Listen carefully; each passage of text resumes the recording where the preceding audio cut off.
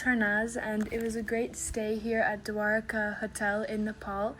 I'm here interviewing Rachita Agarwal. I work in the front office. And so thank you, Rachita, for being here. I'll ask you a few questions around sustainability. The first one is, as being in this hotel, it's obviously a very comfortable experience. It's a great experience. And so do you find it difficult to combine luxury with sustainability?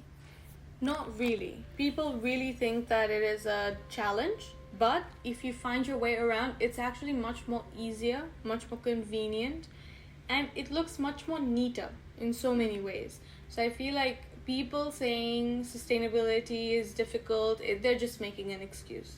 Dwarkas has actually helped me understand that it's actually completely opposite. It's much more easier, much more better, and yeah, I think it's just an excuse that people make. And so what are some examples of what Dwarka has done to show their contribution to sustainability? So there are a lot of things. For example, we don't use plastic. The most important high amount of waste that's produced, it's in the rooms itself. And the products, like let's say the shampoo, soap, everything, they're all made in the hotel itself. So there's no, let's say, CO2 emissions from the transport. And then the dispensers that we have, they're not plastic bottles. They're all reusable glass bottles. So they're also very specifically made for the purpose of hotels. And the other thing that I was very impressed with was that we have created, you know how in hotels they use garbage bags for garbage or even for linen and laundry.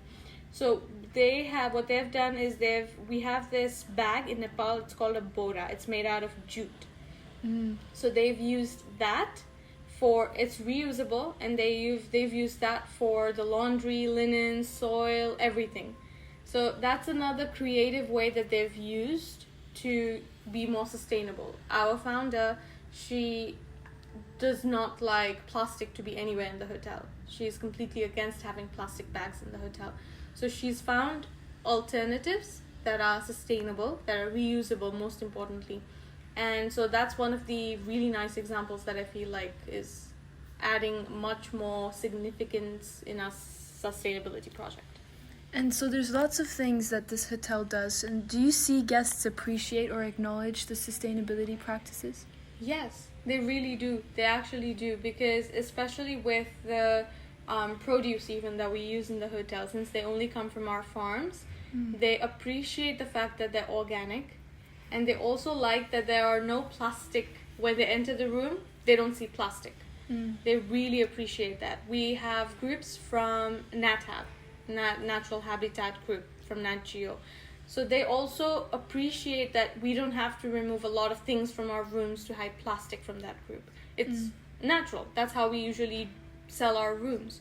So guests have noticed it, and guests have really appreciated it, definitely. And so do you think that's one of the factors for why a lot of people come to Dwarka, the sustainability aspect? It definitely adds a value.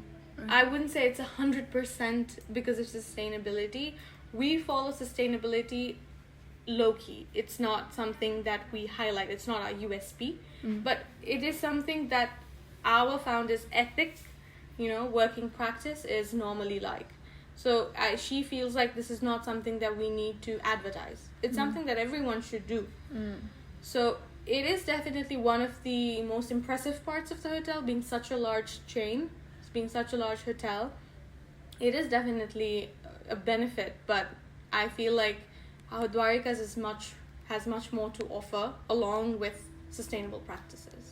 And I would say also Dwarka is very unique as a hotel because of its ancient or its reused wooden structures that Dwarka Das himself had created. So how do you think that further contributes to this idea of sustainability?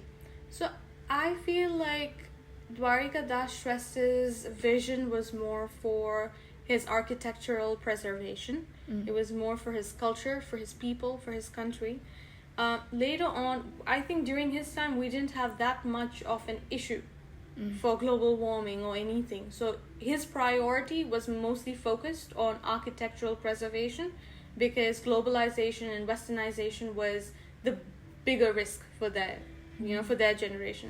But from his daughter's generation, Mrs. Sangeeta's generation, from then the global warming became an actual issue.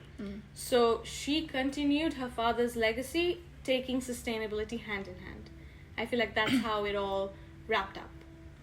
And do you think that sustainability is cost effective for business establishments? I think so. I like to believe so, because I mean, it's a simple thing, but in terms of waste products that we have, every hotel has obviously waste, from food, from natural, everything. They use it all in their own farms, as a natural, Compost. Yeah, composition. So I feel like they don't have to go around buying pesticides or anything for their farms. It's something natural. So, and it's something that is not technically a waste or an expense. It's just them reusing it and reutilizing something that will probably not be used or anywhere else. So I definitely agree that it's cost effective. And my last question is, when you see guests coming in, do you see them implementing sustainable practices after they've seen so much sustainability in this hotel itself? Yes.